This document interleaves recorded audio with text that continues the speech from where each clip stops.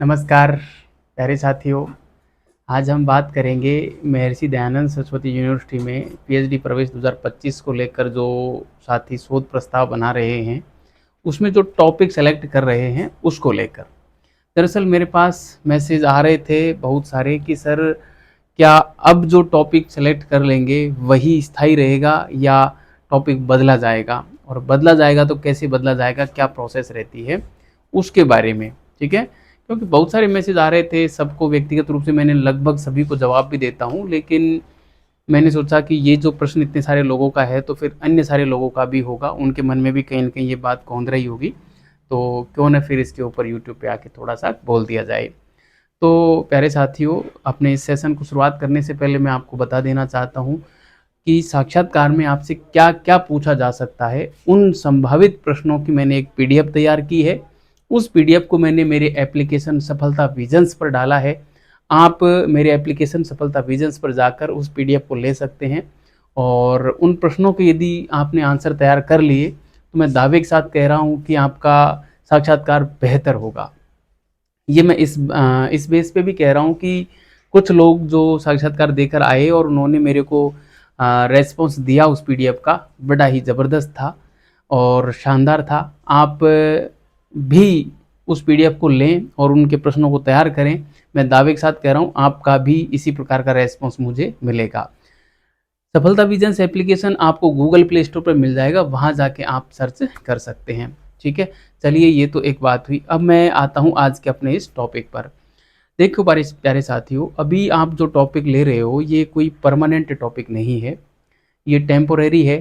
केवल ये आपको साक्षात्कार तक ही ये टॉपिक सीमित रहेगा, है ना। आगे आपका टॉपिक क्या रहेगा ये अभी तय नहीं है, लेकिन सामान्यतः जो टॉपिक सेलेक्ट किया जाता है वो यही टॉपिक सेलेक्ट किया जाता है बाद में भी। गाइड हो या जो आरआरसी की मीटिंग होती है, मतलब आरआरसी की जो मीटिंग होती है ना, उसमें ही आपका जो टॉपिक है वो फाइनली सेलेक्ट किया जाता है यूनिवर्सिटी के द्वारा। ठीक है, आरआरसी का मतलब होता है रिसर्च रजिस्ट्रेशन कमेटी, यानी कि शोध पंजीकरण समिति। ये बैठती है, और ये कब बैठती है? ये बैठती है आपके जब आपका ये कोर्स वर्क हो जाएगा ना 6 महीने का, इसके बाद कमेटी बैठती है। ठीक है, और वो जब कमेटी बैठेगी तब आपसे यूनिवर्सिटी या मैं कहूँ आरआरसी एक सिनॉप्सिस मांगेगी। ठीक है, तो सिनॉप्सिस, कुछ लोग इसी शोध प्रस्ताव को सिनॉप्सिस कह रहे थे। सिनॉप्सिस ये नहीं होती, सिनॉप्सिस वो होती है जो कोर्स वर्क के बाद आपको देनी पड़ेगी, जिसमें आपका टॉपिक होगा। टॉपिक में यही सारी चीज़ें आती हैं वैसे तो रिसर्च प्रपोजल में जो आती हैं, लेकिन सिनॉप्सिस में और रिसर्च प्रपोजल में जो अंतर होता है एक चैप्टराइजेशन का होता है। सिनॉप्सिस में चैप्टराइजेशन किया हुआ रहता है ना। इसमें शोध प्रस्ताव में चैप्टराइजेशन नहीं होता। चैप्टराइजेशन मतलब अध्यायीकरण, यानी कि आपकी जो थीसिस होगी पूरी एक किताब होगी, कम से कम 250-300 पेज की होगी। उन 250-300 पेजों में आप कौन कौन से चैप्टर डालने वाले हैं, है ना। जैसे हम अभी भारत का इतिहास पढ़ रहे हैं मान लो, तो भारत के इतिहास में हम कई सारे चैप्टर डालते हैं। जैसे सिंधु घाटी सभ्यता एक चैप्टर हो गया, फिर वैदिक सभ्यता दूसरा हो गया, तीसरा मगध का उत्कर्ष हो गया, चौथा गुप्त काल हो गया, है ना। ऐसे पांचवा फिर सल्तनत काल डाल दिया, मान लो राजपूत काल डाल दिया, फिर सल्तनत काल डाल दिया, फिर मुगल काल डाल दिया, फिर ब्रिटिश काल डाल दिया, फिर स्वतंत्रता संग्राम डाल दिया। इस प्रकार से 8 चैप्टर हो गए, है ना। तो ये हो गया चैप्टराइजेशन, अध्यायीकरण। ऐसे ही आपको आपके टॉपिक का, आपका जो भी टॉपिक है उस टॉपिक का अध्यायीकरण करना होता है, वो सिनॉप्सिस में डाला जाता है। जबकि रिसर्च प्रपोजल में, शोध प्रस्ताव में ये चैप्टराइजेशन नहीं डाला जाता। ठीक है, तो कहने का मतलब आप अभी जो टॉपिक सेलेक्ट कर रहे हैं इसी टॉपिक के ऊपर आपको कोर्स वर्क हो जाने के बाद एक सिनॉप्सिस बनानी पड़ेगी, और उस सिनॉप्सिस को जब यूनिवर्सिटी आरआरसी गठित करेगी उसके समक्ष आपको रखना पड़ेगा। आरआरसी का मतलब होता है रिसर्च रजिस्ट्रेशन कमेटी, यानी कि शोध पंजीकरण समिति। ठीक है, उसमें जब आपकी सिनॉप्सिस स्वीकार कर ली जाती है तो आपका टॉपिक वही रहता है। ठीक है, अब जो आरआरसी होती है ना, वो आपकी सिनॉप्सिस के ऊपर 3 निर्णय ले सकती है। पहला तो ये कि उसको स्वीकार कर सकती है, दूसरा ये कि उसको संशोधन करने के लिए आपके पास वापस कर सकती है, और तीसरा ये कि उसको अस्वीकार कर सकती है ना। यानी कि 3 निर्णय कौन से हो गए, एक तो स्वीकार कर लेना, तो कोई दिक्कत ही नहीं है। दूसरा ये कि उसमें परिवर्तन के लिए आपके पास भेज सकती है, तो आपको परिवर्तन करना पड़ेगा, फिर वापस भेजना पड़ेगा।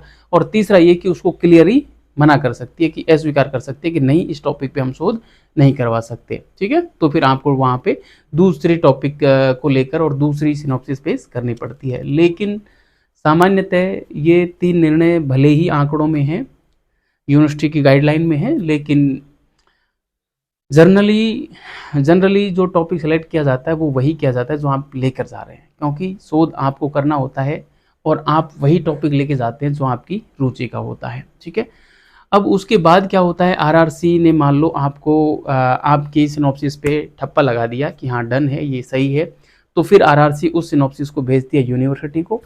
यूनिवर्सिटी फिर आपको एक प्रोविजनल रजिस्ट्रेशन पत्र भेजती है ना, पीएचडी हेतु प्रोविजनल रजिस्ट्रेशन पत्र भेजती है, और उसमें यह विवरण रहता है कि अब आपको पीएचडी रजिस्ट्रेशन शुल्क जमा कराना पड़ेगा। तब आप पीएचडी रजिस्ट्रेशन शुल्क के रूप में एमडीएसयू में 6,000 रुपये का शुल्क आप तब जमा कराएंगे। आप शुल्क देखोगे ना तो उसमें तीसरे नंबर का जो शुल्क है, मैंने भी इसके ऊपर वीडियो बनाया हुआ है कि एमडीएसयू में टोटल खर्चा पीएचडी के दौरान कितना आता है। उसमें मैंने जो आपको फीस बताई थी उसमें तीसरे नंबर की जो शुल्क था वो ये था, है ना, जो अब मैं आपको बता रहा हूँ 6,000 रुपये, वो आपको जमा कराना पड़ता है। और जब आप ये 6,000 रुपये का शुल्क जमा कराते हैं तब आपका पीएचडी में एडमिशन माना जाता है। अभी आपका पीएचडी में एडमिशन नहीं होगा, ध्यान रखना। आप कहीं ये सोच रहे हो कि कोर्स वर्क के लिए जैसे हम एलिजिबल होंगे, यानी कि साक्षात्कार में जैसे यदि हम पास हो जाते हैं तो पीएचडी में एडमिशन हो गया ना, पीएचडी में एडमिशन नहीं है। अभी आप अस्थायी रूप से पीएचडी में एडमिशन हेतु सेलेक्ट हुए हैं। पीएचडी में एडमिशन तो तब होगा जब आप अभी तो इंटरव्यू पास करो, इंटरव्यू पास होने के बाद यानी फाइनल लिस्ट में जगह बन गई तो उसके बाद आप कोर्स वर्क हेतु शुल्क जमा कराओ और कोर्स वर्क करो। फिर कोर्स वर्क में 3 एग्जामें होती हैं, वो पास करो। 3 एग्जामें पास करने के बाद फिर आपको सिनॉप्सिस बनानी पड़ेगी। सिनॉप्सिस को फिर आरआरसी के समक्ष रखना पड़ेगा। आरआरसी उस सिनॉप्सिस को स्वीकार करेगी तो फिर यूनिवर्सिटी आपको वो आरआरसी यूनिवर्सिटी को भेजेगी सिनॉप्सिस। फिर यूनिवर्सिटी उसके सिनॉप्सिस को स्वीकार करके आपको एक प्रोविजनल रजिस्ट्रेशन शुल्क प्रोविजनल रजिस्ट्रेशन पत्र भेजेगी, और उस पत्र में विवरण होगा कि आपको पीएचडी में रजिस्ट्रेशन हेतु 6,000 रुपये का शुल्क जमा करवाना है। और जिस दिन आप ये 6,000 रुपये का शुल्क जमा करवाएंगे उस दिन आप स्थायी रूप से पीएचडी में एडमिशन हेतु पात्र हैं। ये तारीख तो वही गिनी जाएगी जिस दिन आपकी आरआरसी होगी, ठीक है, लेकिन उस दिन से गिने जाएंगे दिन। ठीक है, तो ये होता है पूरा सिस्टम। और यदि आपकी ये जो सिनॉप्सिस है वो यदि स्वीकार नहीं की जाती है आरआरसी के माध्यम से तो फिर आपको टॉपिक अलग लेना होता है। सामान्यतः तो टॉपिक वही सेलेक्ट हो जाता है ना, ऐसे कोई चिंता वाली बात नहीं है। इसलिए मैं कह रहा हूँ कि आपको अभी जल्दीबाजी में निर्णय नहीं लेना चाहिए। टॉपिक ऐसा चुनो ताकि गाइड और आरआरसी वो देखते ही ऐसा लगे कि वास्तव में इस टॉपिक के ऊपर शोध किया जाना चाहिए, और इसके ऊपर शोध उतना नहीं हो रखा है, या हो कितना ही हो रखा हो। देखो, शोध जो होता है ना एक अनंत काल तक चलने वाली प्रक्रिया है। शोध कभी पूरी नहीं होती। खोज पूरी हो जाती है, शोध की प्रक्रिया कभी भी पूरी नहीं होती। जैसे मोबाइल पहली बार हमारे बनाए गए तो जब प्रारंभ में ये एक प्रकार का कंप्यूटर है, और जब प्रारंभ में कंप्यूटर बना था करीब 1940 के आसपास, तो एक बड़े कमरे में ये रखा जाता था। लेकिन आज उस पे शोध होते होते वो प्रक्रिया लगातार चल रही है, आज भी चल रही है, और कितना संक्षिप्त हो गया है कि हम जेब में लेके घूम रहे हैं, है ना। और भविष्य में अभी ये प्रक्रिया पूरी नहीं हुई है और भविष्य में इस पे और काम होता रहेगा, यानी रिसर्च होता रहेगा। तो किसी भी टॉपिक पे आप कितना ही रिसर्च कर सकते हैं, कभी भी रिसर्च की प्रक्रिया पूरी नहीं होती। इसलिए कई साथी मेरे से ये कहते हैं सर इस टॉपिक के ऊपर तो बहुत सारा शोध हो चुका है, तो हम इसको लें या नहीं लें। तो निसंदेह आप वो टॉपिक ले सकते हैं, क्योंकि अनुसंधान एक दीर्घकालीन प्रक्रिया है, ये कभी भी पूरी नहीं होती, ये चलती ही रहती है। ठीक है, खोज जो होती है ना वो पूरी हो जाती है। खोज में अनुसंधान में यही अंतर होता है। खोज का मतलब तो होता है, जैसे मान लो आपके पास आपकी कोई वस्तु है वो गुम हो गई, और जैसे आपका कोई पेन था वो गुम हो गया और आप उसको ढूंढने लगे, तो जैसे ही वो पेन मिला तो आपकी खोज खत्म हो गई।